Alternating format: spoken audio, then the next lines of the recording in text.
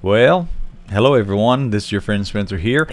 The date is February 6, 2021, and February 7th is Sunday, and it is Super Bowl Sunday here in the United States of America.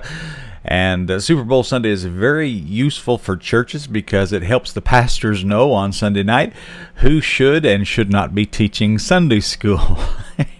So this year we have in the Super Bowl contest, we have the Tampa Bay Buccaneers versus the Kansas City Chiefs. It should be an interesting game. Two great quarterbacks, two great teams going at it, and it's going to be potentially Tom Brady's 7th Super Bowl victory. And a lot of people are curious as to what's going to happen here and how all this is going to play out. Now, I'm a sports fan. I love sports. The Bible uses sports analogies. There's running, there's beating the air, there's wrestling, there's all kinds of things like that. So I think sports is a microcosm of life. Really, it's a very you can learn a lot about yourself on the basketball court or the football field or whatever. So I think sports is a very interesting thing. Competitiveness is I think a good thing. And so there's a lot of things going on there that I like, and I do watch sports. I don't mind telling you that. And but one thing when it comes to these pro athletes, a lot of people hold them up. They're basically rock stars in the celebrity world. But there was a story that came out years ago about Tom Brady's wife that I think I'm really worried it didn't get a whole lot of attention in the Christian community, and I want to kind of bring it out to you. Tom Brady is married to a woman named Gisele Bündchen, and I'm hoping I'm pronouncing her name right, but that's her right there, and that's her and Tom, and apparently she's been a model for years, and whatever. I think she has the classification of supermodel, whatever that means, and so, but years ago, Tom Brady kind of let it out of the bag, and it kind of just was a blip on the radar. Nobody caught it really, but Tom Brady let it out of the bag that his wife is actually a witch, and that much of his success as a pro athlete, as far as the Super Bowls and everything that he's done, all the accomplishments he's won 6 of them so far. This could be a 7th. That all of that is really because of the spells that she has cast upon his sports career. I mean, I wish I was joking. I wish that I was just pulling your leg, but I'm not.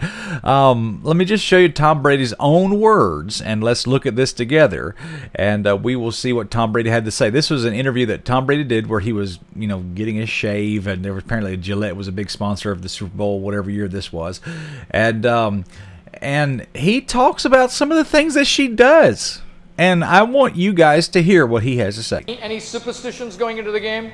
Any special thing you carried into the game on Sunday that you had tucked away somewhere? I did. I always, I've learned a lot from my wife over the years.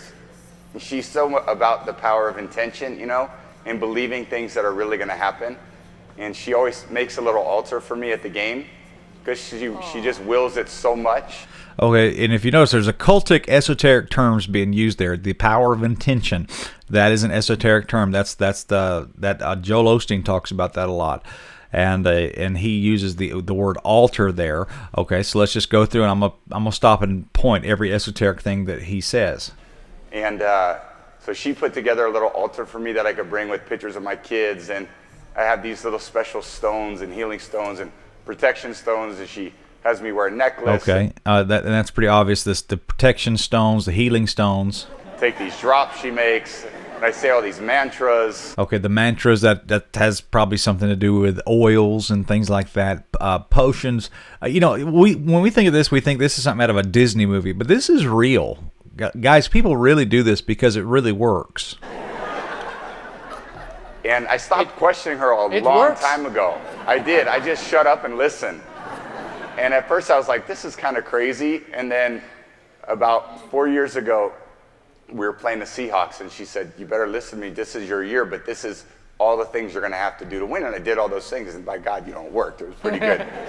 Okay, so, she's like saying, here's what you need to do, this, and you will win these games. Okay, and then in 2000... And I believe that Seahawks game, that's the one where they got the interception right at the very, on the 1 yard line.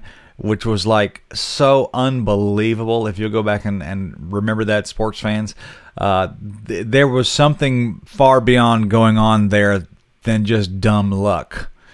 That was superstitious. 15, it was about early January, and she said, "You know how much I love you?" And I said, "Yeah." And she said, "I just want to let you know this is not going to be your year." Oh. And of course we lost. I said, "What does 16 look like?" And she said, 16 is going to be your year. So it was early January this year, and I said, "Babe, I asking, like, do we have a chance?" And she said, "Yeah, but you're going to have to do a lot of work, and you're really going to have to listen to me." So, man, I listened to her. And right after the game, she said, "See, I did a lot of work. You do your work, I do mine." She said, "You're lucky you married a witch. I'm just a good witch." Okay, so there's enough of that there. But, you know, she is a witch, and he admits she's a witch. And there are people that do this. This is not some, you know, some novelty thing. This isn't something that just is a joke. People really do this. And I really believe there's power in this. I mean, there's no doubt in my mind that this woman has the ability to see the future and to maybe even manipulate spiritual forces and guide Tom so that he can kind of be in tune with these spiritual forces and win Super Bowls as a result. I don't have any problem with that. And I'm a Baptist preacher. I'm a Bible-believing Christian. I have no problem saying that. But mainstream media picked this up. Here's an article, CBS News. Tom Brady describes some of his crazy pregame rituals. Gazelle has him go through every week, and then also this is CBN.com, and they cover that, and also CheatSheet.com talks about this, and the Super Bowl 19. Brady claims his wife accurately predicted the outcome of the Super Bowl again this year. He said that if he'd emerge victorious, she responded positively. He explained, she said, "Yeah, but you're going to have to do a lot of work, and you're really going to have to listen to me." So, man, I listened to her. So, this I mean, I wish this was a joke. I wish this was. But there are people in this world like this woman, and for some reason, the majority of it is women. They have these spiritual powers that are not of God. This is witchcraft. This is an esoteric thing. And with all the conversation that goes around with Tom Brady and him being the GOAT, which is the greatest of all time, and there's no doubt in my mind that he is the greatest of all time, the greatest quarterback of all time, and I believe the Patriots team was probably the greatest NFL pro football dynasty of all time. No doubt in my mind of that. As Christian people, we absolutely cannot ignore the fact of what was said here. We have to realize that the God of this world is still the God of the sports. The God of pop music is not the God of the Bible. Okay, Satan runs this world. This is his kingdom, and that all this stuff that you're seeing here, this is not of God.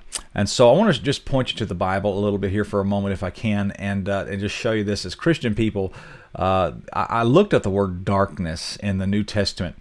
And it says, 2 Corinthians 6:4, "Be ye not unequally yoked together with unbelievers, for what fellowship hath righteousness with unrighteousness, what communion hath light with darkness?" And when we talk about darkness there, that's the kind of stuff we're talking about. Ephesians 5:8, "For ye are now sometimes in darkness, but now are ye light in the Lord. Walk as children of light." Also, Ephesians 5:11, "And have no fellowship with the unfruitful works of darkness, but rather reprove them."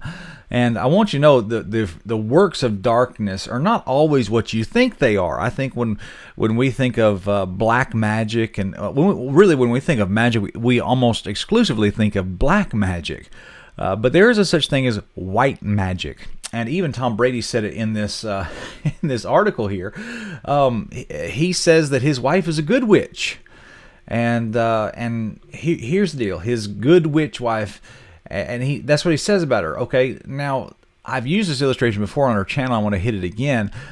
When we look at the old movie The Wizard of Oz, Dorothy's house landed on a witch, and you remember that old story. Her feet curled up underneath the house there, and she met a witch right after that, the Good Witch of the North. Now, people oftentimes, when they think of the witch and the Wizard of Oz, they think of the Wicked Witch of the West, which is the green-skinned black robe with the flying monkeys flying around on a broom. And we always think negative. We always think it's like an evil, just a nefarious thing. But witchcraft's not always that way. There's the right-hand path. There's the left-hand path. There are those who are destroyers, and there are those who are healers in that world. And there is a such thing as white magic, good magic, healing magic.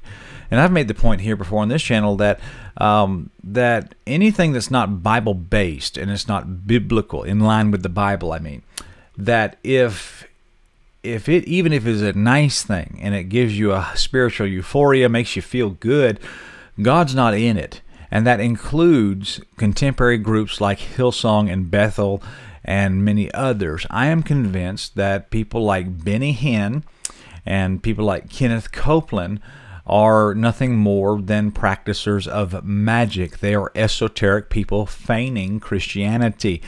I believe that with all of my heart. There have been people throughout the years who have documented the healings in these meetings, and the majority of that's fraud, but there have been people who have been healed in these healing meetings who were legit healed, and I have no problem with that. The problem that I have is I do not believe God the Holy Ghost is the author of that. Now, I do believe God heals people, and I have no problem saying that. But when it's attached to these faith healers today, the Heidi Bakers and the Kat Kerrs and the Benny Hinns and those sort of people, I do not believe God the Holy Ghost is the author of that. I believe these people are practicing white magic, and they're calling it Christianity. And so when it comes to all this, I just wanted to point this out to you. Look what it says in Ephesians 6:12, for we wrestle not against flesh and blood, but against principalities, against powers, against the rulers of the darkness of this world. There is a darkness in this world, and there are those who rule it, against spiritual wickedness in high places. And so I want you to go look up the word darkness in your King James Bible. That'd be a great, profitable study. There's plenty of verses to go look at. And I like to study the Bible topically when it comes to matters of these sorts. And so I want to just encourage you. I just want to put this thought in your mind. I probably will watch the game. I'll have it recorded, of course, and I'm going to go to church and just watch it that evening afterwards. So, I just want to encourage you. This man right here, I do think he's a phenomenal athlete. I think he's a world-class athlete. I think he's done really well as far as the things he's accomplished. But how do you explain him being so successful? I mean, this will be ring number 7 for this man. I don't think anybody's even come close to that. How do you explain that? Well, as a Bible-believing Christian who believes in spiritual things, I'm going to tell you that a large majority of it, if not almost all of it, is because this woman is into esoteric mysticism, and she is a witch. This is a witch, and she's practicing dark arts, and even her own husband on a national platform in front of everybody has said this and admitted to this. And so that's something I want you to keep in mind. So just remember that, guys. God bless you. We love you. And just remember that there are some crazy things happening. And one day Jesus is going to come, and he's going to rule and reign, put all that away. And I look forward to that day. And you better be born again. I hope that you are. I got good news for you. I got bad news for you. The good news is Jesus is coming soon. And the bad news is that Jesus is coming soon. And whether that's good news for you or bad news for you is all contingent upon one thing. Have you ever been born again? Have your sins been forgiven? Are you a Christian? I hope you consider these matters today. God bless you, friend. We'll see you soon.